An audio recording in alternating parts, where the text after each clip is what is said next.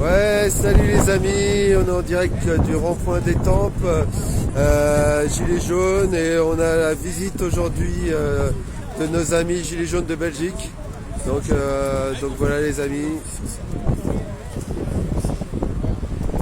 tout le monde est là. Bon alors les amis, comment allez-vous? Olé, olé. Donc amitié franco-belge en jaune. Ouais.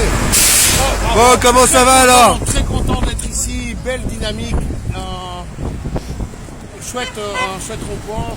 Alors si tu veux que je parle. Vas-y. Non mais bon voilà, je pense qu'on arrive à une conjecture de vie où ce n'est plus possible de ne pas bouger, tu vois. Exactement.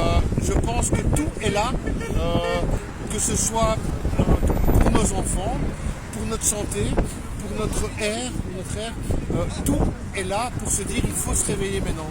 Parce que si on ne se réveille pas, ce sera nos enfants qui devront le faire, quoi, tu vois. Oui. Voilà, ceux qui, on est tous appris nos enfants, ben putain, nos enfants, vous avez vu l'avenir qu'on leur réserve, quoi. Donc, On les attaque directement avec les lois. Pour vous c'est VRAS, c'est nouveau, c'est VARS.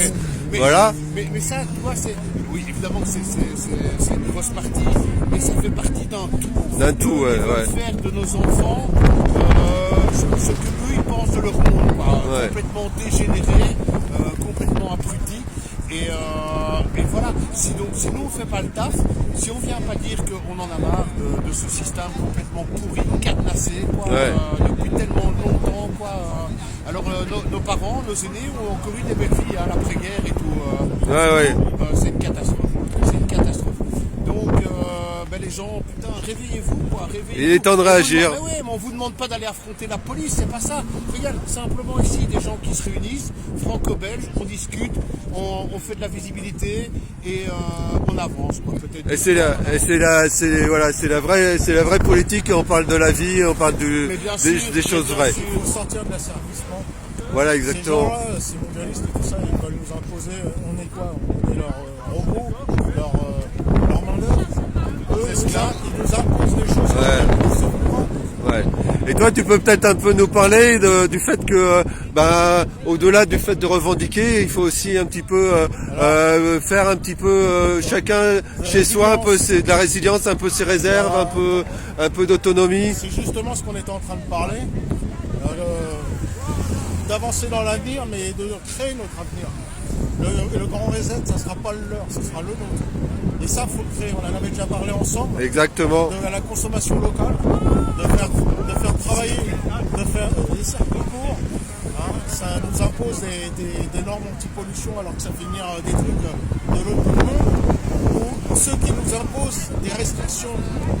Ces gens-là se déplacent en jet privé, ça me fait rigoler. Ouais. Hein, et on va forcer quelqu'un qui gagne le SMIC à acheter une voiture électrique à 50 000 euros. Faut arrêter de marcher sur la tête, ces gens-là se foutent de nous. Et il y en aura le bol.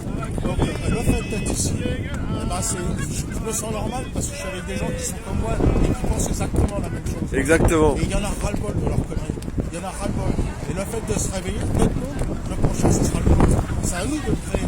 Et s'il y en a certains qui ne suivent pas, ce sera trop tard pour eux. Moi, je pense à mes enfants, je pense à mes petits-enfants. Exactement. Et je pense pour eux. Et on lâche rien. Il faut travailler sa résilience, il faut travailler son autonomie. Il faut sortir de la servitude au système. Servitude volontaire. Voilà, exactement. Ça rappelle quelque chose. Voilà, de la Boétie. La Boétie. Merci. Merci.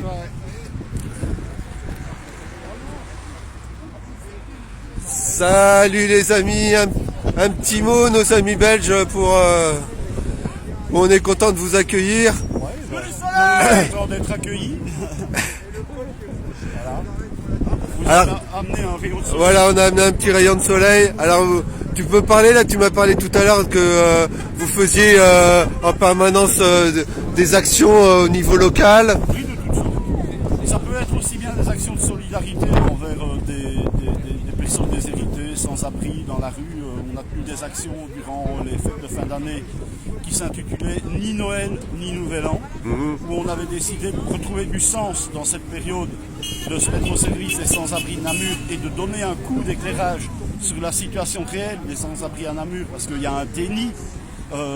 Les politiciens sont constamment dans le déni.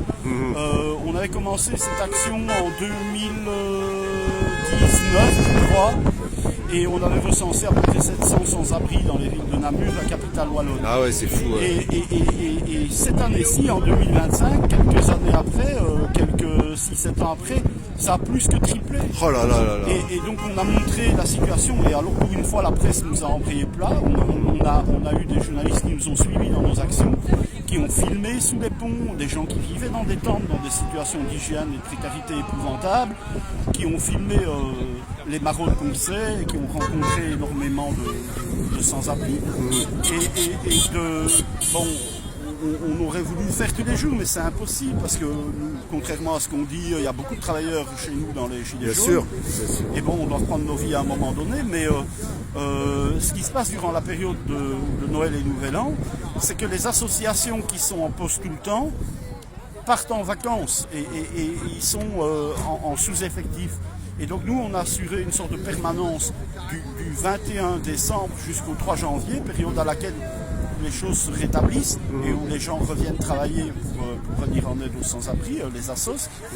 Et bon, du 21 au 3 janvier, on a servi un nombre impressionnant de repas dans les rues, de sandwichs, de café, de thé, de bons potages, et puis des repas dans une salle, parce qu'on était abrités dans les locaux du réseau wallon de lutte contre la pauvreté, qui nous avait prêté ses locaux, ses cuisines, pour organiser le staff et la logistique de tout ça. Et on servait des repas de fête sur place. On a servi des repas chauds. Il y a eu, à un moment donné, on a fait de très bons spaghettis bolo, mais avec des produits très chouettes.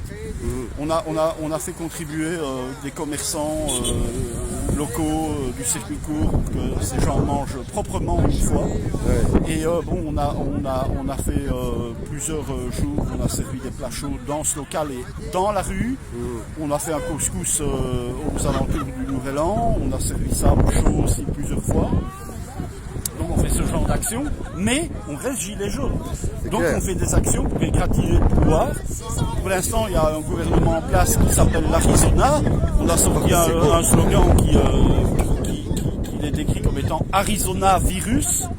Bon, et on est allé taguer, on est allé déposer des panneaux et des affiches sur leur siège de partis, quelle que soit la couleur politique. Ouais. On n'en a épargné aucun. Exactement. Ni ceux de gauche, ni ceux de droite, on les a tous mis dans le même paquet de maltraitants infâmes. Et c'est une campagne qui a bien fonctionné dans la presse, parce qu'il y a eu plein d'articles qui ont repris, ils sont offusqués avec des pudeurs de gazelle et farouchés. Et alors on a exercé un droit de réponse, on a communiqué ce qu'on avait à communiquer. C'est bien. En gros, dégagé quoi. On n'a pas besoin d'interface. Voilà, on n'a pas besoin de vous. Dégager la démocratie directe et puis c'est bon. Des maltraitants. Des sangsues qui bouffent. Rendez-vous compte, qui bouffent notre sang. En Belgique, au moment de la Coco, là, on avait 9 ministres de la Santé. Oui, les gens, je vous dis, 9 ministres. Alors, tous les jours, il y a des scandales. On a un MR, Didier Renders, qui a reçu du pognon de Sarkozy lorsqu'il est allé se balader en Libye. Et Sarko, quand il était sous le feu des projecteurs, l'argent lui brûlait les doigts. Il s'est vite débarrassé de la patate chaude. Il les a refusés à un pote, Didier Renders, qui a commencé à blanchir l'argent. Et là, il est lui-même sous le feu des projecteurs parce qu'il s'est fait pincer par le fisc et on s'est rendu compte qu'il blanchissait de l'argent en jouant avec des tickets de loto et le Win for Life. Et alors, en fait, quand tu achètes des tas de tickets de Win for Life, tu as une perte. Tu as à peu près 30% de perte et tu parviens à blanchir 70%, c'est énorme. Ah, c'est beau, et donc il s'est fait capter avec ça. Donc des scandales, il y en a tout le temps. Bah, alors le constat, on l'a fait de belle lurette, on ne veut plus faire de constat. On dit une chose, on a des systèmes de référendum qu'on peut mettre en place, on peut mettre en place des chambres citoyennes avec des mandats impératifs, des gens qui font des va-et-vient entre leur métier et une action publique. Quand ils ont fini leur mission, ils rentrent chez eux, ils sont sous contrôle, ça doit être transparent, et on a un système de référendum pour voter des lois nous-mêmes, abroger des lois. On est d'accord.